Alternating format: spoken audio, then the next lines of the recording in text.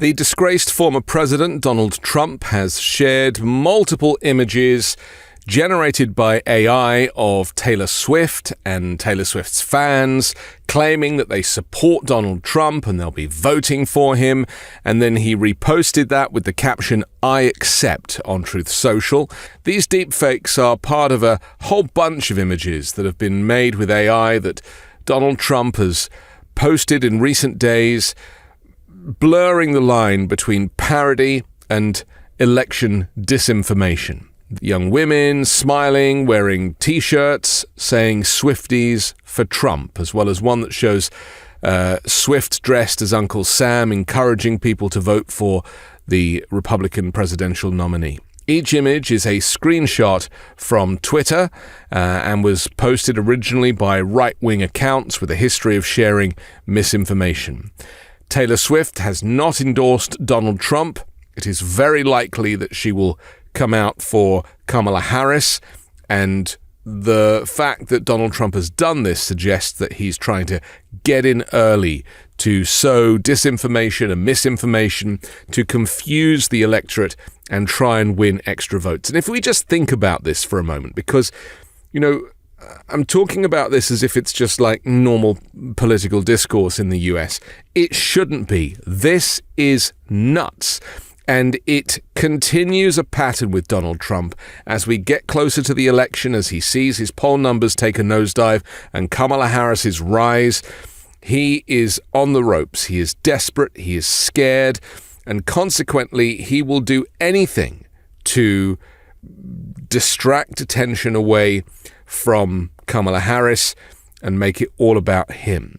And he won't even make it all about J.D. Vance. I mean, that's the other thing I find kind of interesting, is that Vance does not get a look in with Donald Trump. The man is so mentally ill. He is so compromised emotionally. He is a sociopath. And he will stop at nothing to cause chaos. And I see he's ramping up his language about Kamala Harris being a communist and being a socialist, and none of which is true. And yet Donald Trump is the one in bed with Vladimir Putin. He is the one taking the side of Putin in Ukraine. He is the one who has clearly a relationship with Vladimir Putin and with the Kremlin that, as an American, let alone an American running for president, should never have. And yet he has the cheek to call Kamala Harris a communist. The hypocrisy here is rife, the misinformation, the disinformation, and what I should point out more than anything is the insanity. Just the fact that he would create images or take images that are created to fake support from Taylor Swift, one of the biggest popular cultural icons of the moment, and get ahead of the game by claiming that she is supporting him when she quite clearly isn't. It's a little bit like him using Celine Dion's music at his rally and her saying, "You cannot use My Heart Will Go On. I do not endorse you. I do not give you permission for that." And then, of course, the irony of the fact that he uses Titanic's theme tune just as his campaign is sinking. So I think it's important that we have a bigger picture vision of what is happening here, and the corporate media are not reporting it in this way. They are just referring to the business as usual, a two-horse race, the kind of old school style reporting. They were referring, I was listening to NPR, they were referring to Donald Trump's economic plans and how he's set this out and set that out, and it's like, he doesn't have an economic plan. He is a populist. He is saying anything he can in the moment to try and win votes. Nothing he says will correlate to what he actually does. He doesn't know what he's doing. He is mentally ill.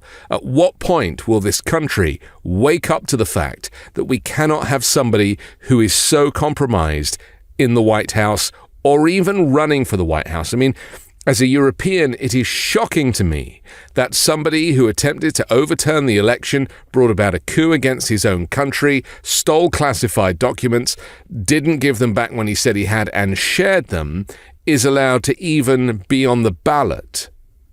It is beggars belief. And for some reason, I think it has something to do with the First Amendment, but Donald Trump is still a candidate who is polling around 45 points. It is nuts.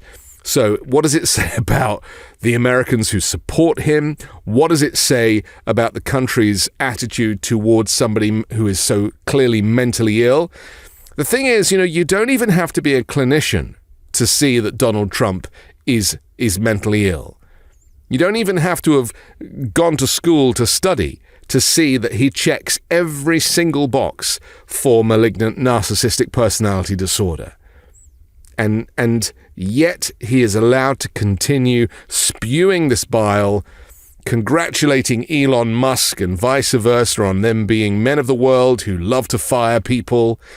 It's just so weird. And so, from my perspective, at this precipice, as I often describe it, between freedom and fascism and democracy and dictatorship, the media is choosing fascism and dictatorship over the clarity that voters need in this moment. Donald Trump is an illegitimate candidate. Aside from his previous convictions and his actions, he is unfit. And I will make it my mission between now and the election to expose more of his mental health collapse and make people realize that mental health is not a taboo subject. It is something that should be on everybody's mind. In fact, I've heard that substantially more than beyond the number of 100%. It's a much higher number than that, but the government hasn't caught up with that yet. I'm Anthony Davis. You can find me on the 5 Minute News YouTube channel and podcast, on Wednesdays co-hosting Uncovered, and on Sunday on The Weekend Show with MeidasTouch. Love this video? Make sure you stay up to date on the latest breaking news and all things Meidas by signing up to the MeidasTouch newsletter at MeidasTouch.com/newsletter.